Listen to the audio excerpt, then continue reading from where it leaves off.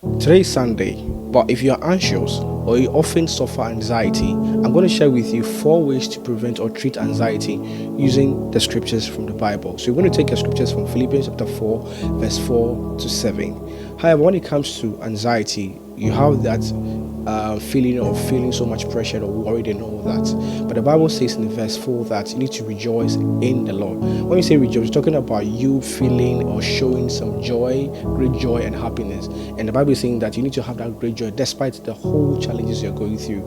Then the other one is going to talk about that. The one below it talks about you being gentle as an evidence to everybody. I know you're pressured with a problem and all that, but you need to be very calm and gentle.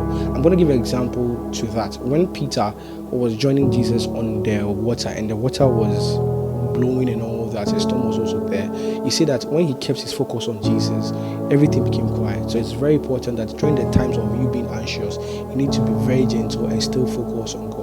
Then also the Bible talks about you not being anxious for nothing, but in everything you need to pray. So the other thing you need to do is that the third point is that you need to pray and communicate with God. When you do that, it relieves you through everything you're going through. At least you want somebody to talk to, so God is the best person to talk to. It releases you. Then the fourth point is talking about thanksgiving. When it comes to solving anxiety, people that usually have anxiety early in the morning or depression in the morning, it's something I call wellness shot. When you wake up in the morning, just thank God. Tell God something special. Then realize you feel rejuvenated, and all the stress hormones that are going through your body all will calm down. Then one thing I'm going to share with you is that you need to also present your request to God. So sometimes you're going through things, you're going through trouble. After you've gone through the whole process of rejoicing, being calm, focusing yourself on God, talking to God in prayer, showing thanksgiving through your words and also in substance, you can also present your request to God, and this thing is going to be answered. And the final thing talks about the reward. The Bible says from the final point that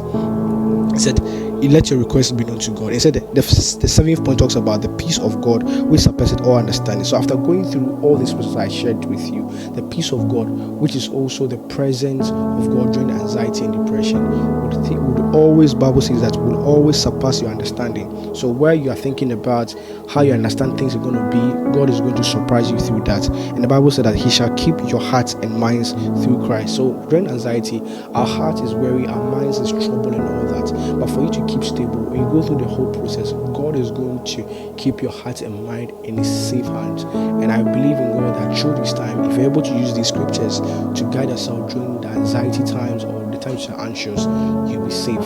I have been through anxiety before. Just a few weeks ago, I lost a friend through that because I spoke to the friend in a very bad way.